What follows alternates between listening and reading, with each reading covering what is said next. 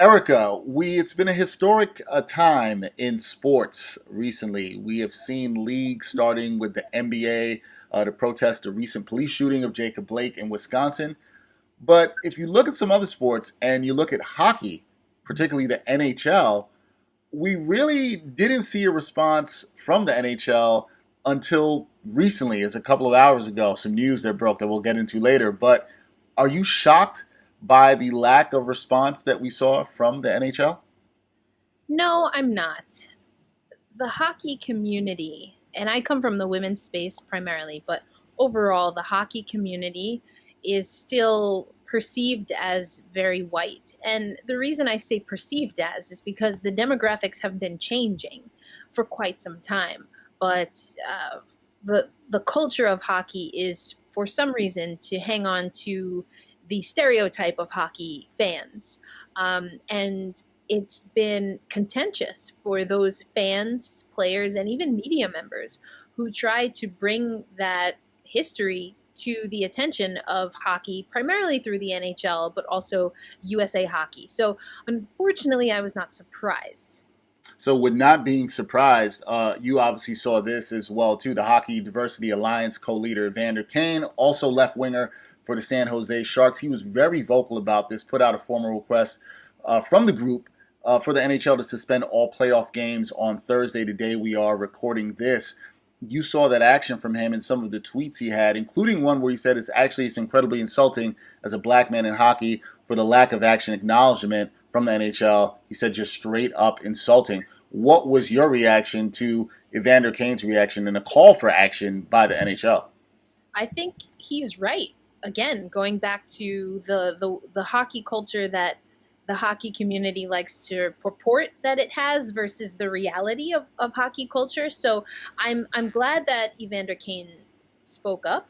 I do though think that, and I was having a conversation with a side group of hockey loving women, just a group chat, and we were sharing in that group chat that in order for the NHL in particular to really step up and be a part of conversation that's happening in the United States and in North America right now, it's going to have to come from an organization like the Hockey Diversity Alliance. And Evander Kane holds an important role in the HDA, as it's known, because he's one of the active players.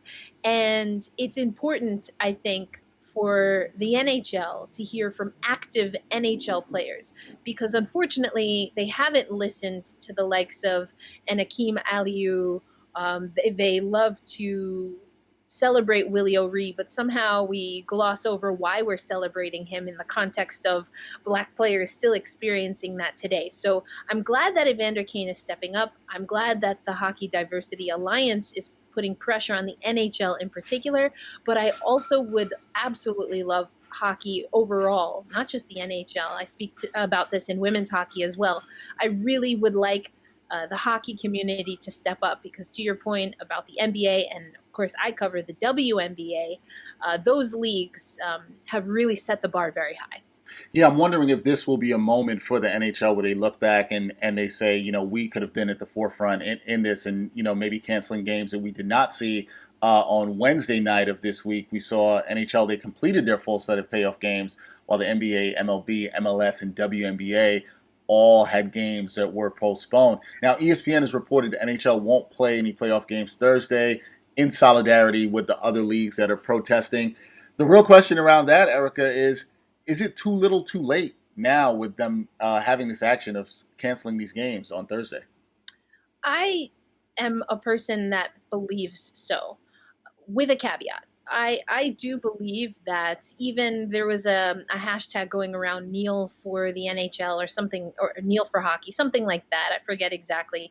And even I thought that was a little too late as hockey, as the NHL, I should say, was returning to the ice.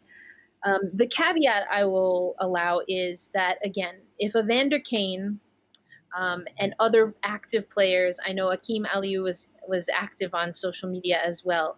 If black players would find the support of the league that they play for, the teams that they play for, if suspending play for one day is an act of support for those players very specifically, then I'm for it. Because I don't think, if I'm being honest, that any move that the NHL will make, and again, you said some news just broke before we hopped on, but I don't get the sense that that's coming from a true place of empathy for, unfortunately, a lot of people who are in deep pain about Jacob Blake. Now, here's the thing, Erica. You're going to get some pushback on the other side because people will say, well, look at what the NHL has done. Look at what hockey has done. They've had their Hockey is for Everyone campaign. I know you and I both have spoken to people around that and players around that. What do you think? You've kind of hit on this, but what do you think more needs to be done, or do we just see to push past, just that hockey is for everyone? There's more that needs to be shown here than just that statement, correct? Oh, absolutely. The name of the civil rights leader is eluding me right now, but there was a saying back in the 60s that, um, you know, there's a promise of America, what you want America to be, and what it maybe not, what it hasn't realized yet, right? And so I see hockey is for everyone as a promise of hockey culture in the future, and not something that is a statement of fact today. Unfortunately, I think there is a wide range of interpretations of what hockey is for everyone actually means. So that would be the first thing that I say, as far as those who are like, hey, well, we don't need to worry about Black lives. We have hockey is for everyone. And it's like, no. I think when it comes to the NHL and the greater hockey community being able to really take in what's happening, I do think that they need to listen to current players. Unfortunately, hockey does not have a great history of listening to Black fans or Black players and believing Black fans and Black players when they signal alarms. And that's a problem. I had a situation where I wrote about what Keandre Miller went through as far as the Zoom bombing. And I wasn't even really focused on that incident. I was focused on the Black Girl Hockey Club in my story. And as an example of the Black Girl Hockey Club was able to anticipate such vitriol, and they took steps to ensure that they could, to the best of their ability, create a safe environment for those entering their video conference. The New York Rangers, who have been an established organization for now over 100 years, obviously not all of those 100 years with access to Zoom, but the point being that they're a professional hockey team. And despite having conversations with Black Girl Hockey Club, they didn't anticipate that happening. And that's a problem. That's a problem. And that's what I would like hockey to do. That's what I would like the NHL to do. So for me personally, I don't need kneeling on the ice. I honestly don't know that I want to hear or see end racism, Black Lives Matter, if those are just words in an empty arena, quite literally. I don't need that. I need for the NHL to, when Rangers fans are being interviewed about how they feel when they enter Madison Square Garden, for the Rangers to take in what they're hearing and to try and solve the challenge and the problem, as opposed to making it seem as though that's a one-off. And oh well, we're not really like that. Well, if a diehard fan who, despite how they feel even physically, is still telling you that this is happening, it might be time to listen to them. So that's what I would like to see from hockey. I think there need to be some serious conversations. There needs to be a change of language, because a change of language overall helps to change culture. And I do think that they need to focus on ways of training and developing all staff, coaches, front office staff, to have conversations even at a baseline of what you and I are doing right now. And I don't think that exists right now in the NHL or in the greater hockey community. Well, Erica, with that being said, because you outlined what you think should be done, are you optimistic with the things in the movement that we've seen, where we've seen black players speak out, we've seen women speak out for more diversity and inclusivity within the sport? Are you hopeful that going forward, especially following this moment where we've seen the protests from other leagues, that the NHL will be a league that is more progressive as we move into the future? As I sit here today, no, I am not hopeful.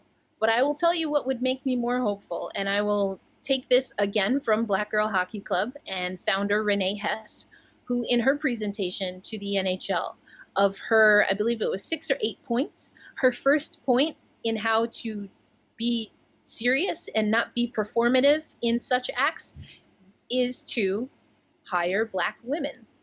And if the NHL and the hockey community is serious and can find a way to find educated, intelligent, even hockey loving black women to work in their space, then maybe I'll take them serious. Yeah, I think it all comes down to having the want to actually do these things and change these things as we go forward. That's Erica Ayala, great sports writer and podcaster. Erica, thank you so much for joining me on Sideline Stories for this conversation. Thank you for having me.